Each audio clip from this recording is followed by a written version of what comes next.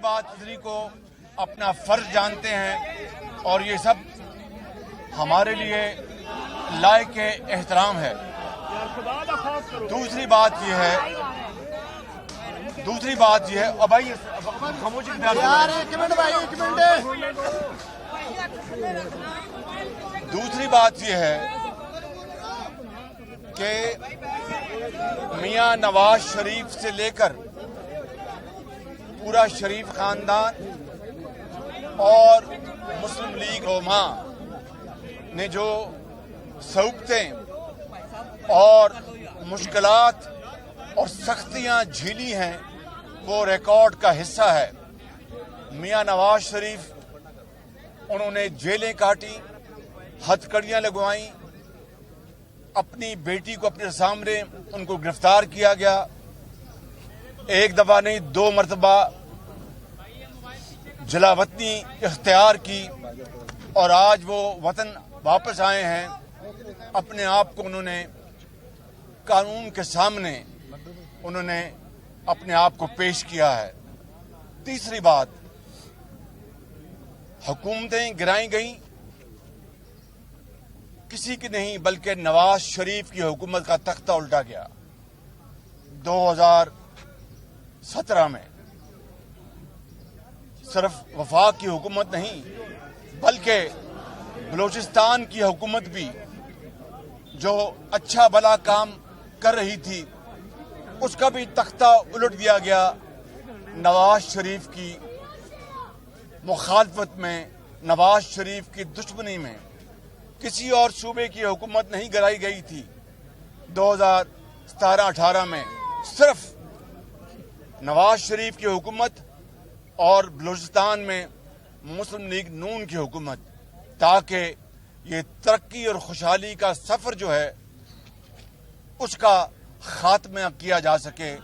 और फिर आपने देखा कि 5 साल 6 साल के बाद पाकिस्तान आज कहां खड़ा है। और अगर नवाज शरीफ ये चाहते तो केपी में जब 2013 के इलेक्शन के बाद वहां पर बाकी पार्टी के साथ मिलकर अपनी एक मखलूत हुकूमत बना सकते थे। उन्होंने न सिर्फ इसका इनकार किया बल्कि कहा कि जमहूरियत का तकाजा ये है कि जो सिंगल लार्जेस्ट पार्टी है उसको मौका मिलना चाहिए और वो वहां पर अपनी जो भी उसकी कैपेसिटी है आवाम की खिदमत करे। मगर ये किसी को इल्म नहीं था कि वो तहरीक इंसाफ जो उस वक्त थी वो तहरीक तबाही बन जाएगी और पूरे पाकिस्तान में तबाही फैला देगी। लिहाजा 9 फरवरी के जो आलाकार हैं उनकी सहूलतकारी मैं समझता हूं कि मुल्क दुश्मनी है। इसमें किसी को कोई शक नहीं होना चाहिए। 9 मई 2023 की मैं बात कर रहा हूं कि जब इस मुल्क की खिलाफ साजिश की गई, गद्दारी की गई और फौज में तख्ता उल्टने की एक भयानक कोशिश की गई जिसकी पूरी पाकिस्तान में उसको कंडेम किया गया। और मैं समझता हूं कि ये बात ज़हन में रहनी चाहिए कि गद्दारी ना डेमोक्रेसी बर्दाश्त करती है, डिक्टेटरशिप तो बर्दाश्त करती नहीं जहां दुनिया में डिक्टेटरशिप है। लिहाजा ये वो मामलात हैं। आज अगर करप्शन, चाहे वो खाना काबा की मॉडल की घड़ी का बीबी उनको जरा आने दें, घड़ी का मामला हो जिसकी जाली रसीदें पेश की गई, जाली रसीदें, झूठ बोला गया हो और दिन रात कौम को गुमराह किया गया। आज वक्त आ गया है कि हम इंशाअल्लाह मियां नवाज शरीफ की क़यादत में मैदान में उतरेंगे और पाकिस्तान की जो यूथ है, पाकिस्तान की जो नौजवान नस्ल है, बच्चे और बच्चियां, उनको तालीम के जेवर से आरास्ता पैरास्ता करने के लिए, उनको टेक्निकल एजुकेशन मुहैया करने के लिए, उनको दोबारा लैपटॉप उनके हाथों में थमाने के लिए और उनको इज्जत और वकार के साथ जॉब्स पाकिस्तान के अंदर और बाहर मुहैया करने के लिए इन करोड़ों नौजवान बच्चों और बच्चों के लिए नवाज शरीफ इंशाअल्लाह इलेक्शन कैंपेन में भरपूर अपना प्रोग्राम का ऐलान करेंगे और इसके साथ साथ माशरे में तमाम दूसरे जुड़े हुए तबकात के लिए इंशाअल्लाह हम अपना मंशूर लेके आएंगे जो कि दोबारा उसी सफर की निशानदेही करेगा जिसका खात्मा नवाज शरीफ के दौर में किया गया।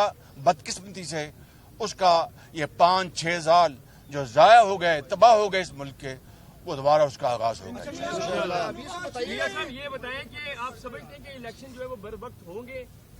जी, इलेक्शन बिल्कुल बर वक्त होने चाहिए, कानून की भी यही मंशा है और मैं समझता हूं कि जमहूरी तकाज़ों का भी यही मंशा है कि हमें इलेक्शन जो है वो वक्त पर हर सूरत होनी चाहिए इंशाअल्लाह। अच्छा बताइएगा कि चाहम गोइयां दोबारा हैं कि इलेक्शन वक्त पर नहीं होंगे, बतौर पार्टी के सदर आप इसको कैसा देखते हैं और क्या ये तकाजा है कि इलेक्शन बिल्कुल बर वक्त होने चाहिए और मुस्लिम नून को इससे कितना फायदा है, जैसे कि लेवल प्लेइंग फील्ड की बात की जाती है? देखिए, लेवल प्लेइंग फील्ड की मैंने बात कर दी कि आज मैं इस अदालत में हाजिर हुआ हूँ इंसाफ की तलाश में। मियां नवाज शरीफ आज इस्लामाबाद की हाई कोर्ट में हाजिर होंगे इंसाफ की तलाश में।